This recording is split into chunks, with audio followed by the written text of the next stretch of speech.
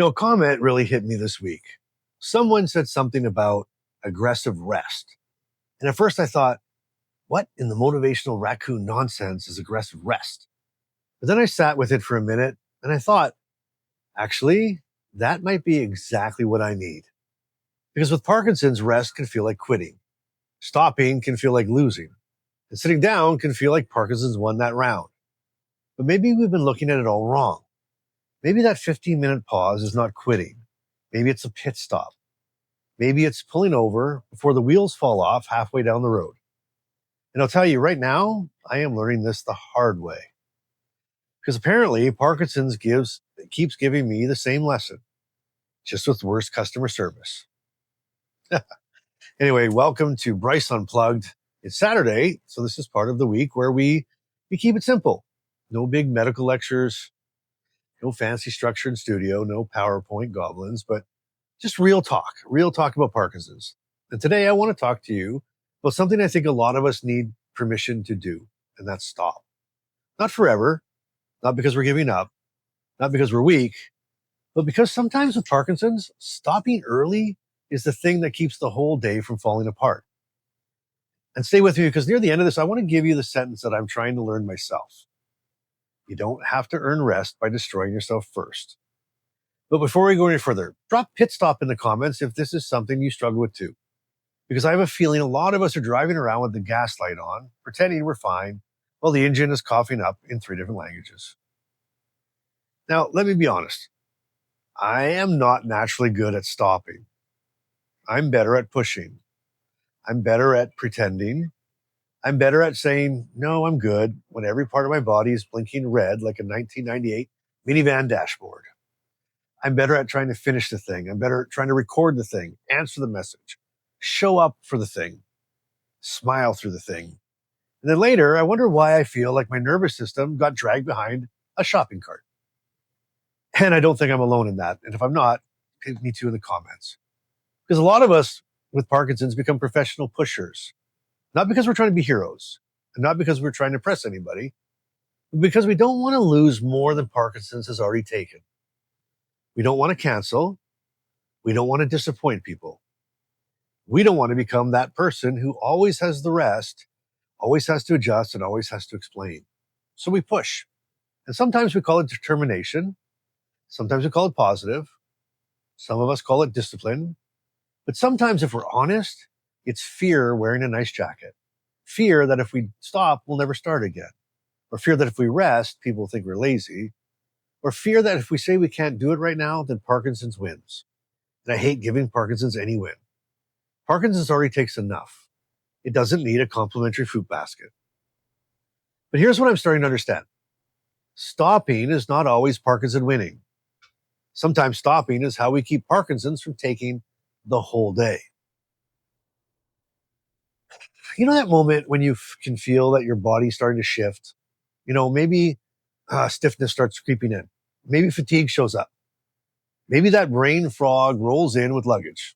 And maybe your body gives you that little warning that says, be careful. And what do? Well, a lot of time we fight it. We push harder. We act normal. We pretend louder. We grab a rope and we say, not today, buddy. And Parkinson says, fantastic. I was hoping we'd make today weird. And that's what I call the Parkinson's rodeo. And once the rodeo starts, it's never just one symptom. It's stiffness plus fatigue. It's fatigue plus irritability. Brain fog plus anxiety. And suddenly, your body is technically in the room, but your soul is gone to lie down somewhere else and have some snacks. And that's the part I'm trying to get better at. Listening sooner. Not trying harder, but trying harder is not always the answer. And I know that sounds wrong. A lot of us were raised to push through and don't complain. Finish what you started. Sleep when you're dead. Which, by the way, is terrible advice. Sleep while you're alive. That's the point. But Parkinson's changes the rules. The old rules don't always work anymore. With Parkinson's, pushing through can cost more than we think.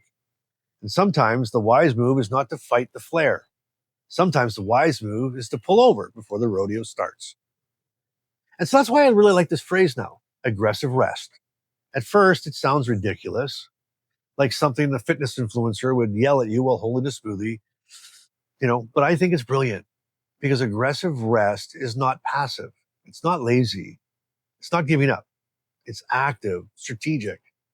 It's you saying, I see what's coming and I'm going to respond before my body stages a full rebellion.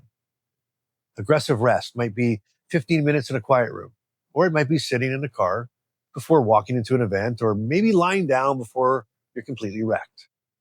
It might be saying, I need a break before your body forces one with all the subtlety of a folding chair in the face. And here's the important part. You don't have to earn rest by collapsing first. Now, let me say that again. You do not have to earn rest by collapsing first. And this is something that I'm trying to learn because a lot of us wait until we're empty before we stop. We wait until we're shaking, or we wait till we're foggy. We wait till we're irritable, or we wait until our body is screaming. And then finally we rest. And then we call that listening to our body. Well, that is not listening. That is waiting until your body has called the manager, filed the complaint, and left a 1-star review. Aggressive rest means responding earlier, before the crash, before the shutdown, before the emotional raccoon parade. And I know it feels weird. It feels like you're stopping too soon. But maybe too soon is exactly the point. Maybe the goal is to not see how far you can push before you break. Maybe the goal is to protect enough energy to still have something left. And this is where the people around us really matter. Because sometimes we don't see the crash coming. It sneaks up on us. Or we see it and we pretend we don't. But the people who love us, they often see it. Carmen sees it. People close to me can sometimes see the warning signs before I'm willing to admit them. And honestly, that is freaking annoying. Sometimes someone will say, maybe you should rest. And your first reaction is not gratitude. Your first reaction is, maybe you should mind your own nervous system. But underneath that, a lot of the time, it's love. It's love wearing a referee shirt. It's someone standing in the sidelines saying, hey, I think you're about to run directly into a wall. And we hear it as bossy, as controlling. And we hear it as, you don't think I can handle this? But sometimes what they're really saying is, I can see you fading. I can see this is costing you. And I love you enough to say something before you crash. And that is hard because we still want independence. We still want dignity. We still want to make our own choices. Nobody wants to feel like their life has become a staff meeting. But there's a difference between being controlled and being supported. And maybe we need better language for it. Instead of you need to stop, maybe it would become, I think this might be a pit stop moment, because that lands differently. It's not you can't. It's not you're failing. It's let's protect the rest of the day, because that's the goal. Not winning the argument, not proving we can push through it, and not ending up face down in an emotional ditch because we need to prove that we could keep going another 45 minutes. Sometimes the people who love us are not trying to stop our life, right? They're trying to help us keep more of it. That's important to think of it that way.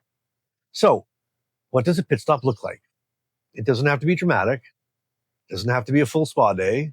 Although, if someone wants to provide that, I'm sure I'm emotionally available. I'm sure Carmen is too. But a pit stop can be small. 15 minutes with your eyes closed, or sitting quietly before you leave the house. Canceling one thing before the whole day collapses. Saying, I need a break before your voice starts sounding like you're one inconvenience away from becoming a weather event. And that's it. Nothing fancy.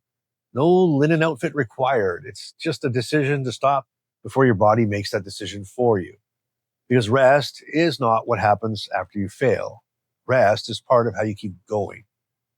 A pit stop is not the end of the race.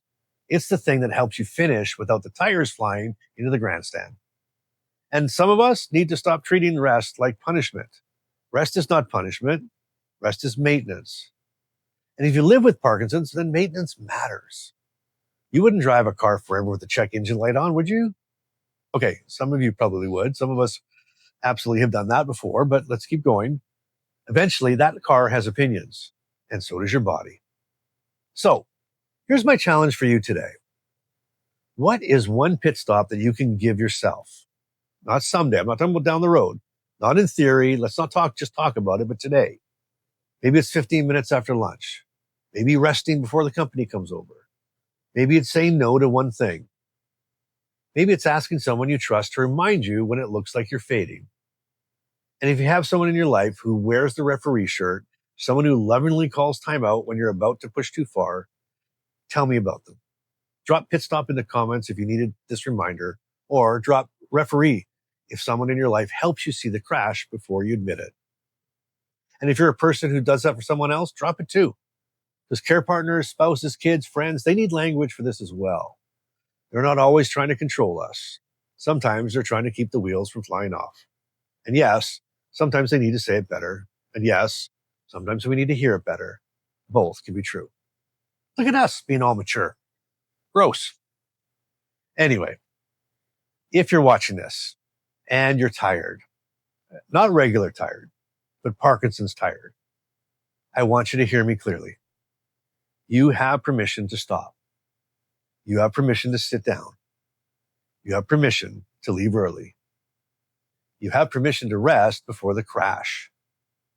You have permission to protect the rest of your day. You do not have to turn every symptom into a battle, and you do not have to earn rest by destroying yourself first. That's the part I want to keep learning myself. Because I don't want Parkinson's to shrink my life more than it already does. And sometimes the way we keep living is not to push harder. Sometimes the way to keep living is to listen sooner. That doesn't make you weak, it makes you wise. And annoying as that is, wisdom sometimes looks a lot like sitting down with a snack and not apologizing for it. All right, here's your Bryce-ism. Ready for it? Parkinson's. Because if I don't take a pit stop, my body will schedule one for me, usually in the least convenient place possible, with customer service skills, a wet paper bag. And honestly, that might be my prescription for me this weekend. Take the pit stop before your body books one without asking. Rest before Parkinson's makes that decision for you. And maybe sit down before the wheels come off and someone has to call roadside assistance for your nervous system. All right, drop pit stop in the comments if you needed this reminder. Drop referee if someone in your life helps you stop before the crash, and let me know who that is. And if this video gave you permission you didn't know you needed, share it with one person who keeps pushing too hard. Because somebody needs to hear that rest is not quitting. If you want a place where people understand this without you having to explain the whole thing, come join us in the club. It's you'll see it up in the corner of the screen here. It's open, it's free, and it's full of people who understand that sometimes I need to rest. It's not weakness, it's strategy. The link is in the description below, or take that QR code, whatever you do. And you know what? I want to thank you so much for joining me today. It's been a great Saturday. I hope it's a good Saturday for you. And I want you to remember this always. Whatever you do, you keep showing up, you keep being real, and you keep doing life today. I'll see you this week in the episodes. Bye-bye.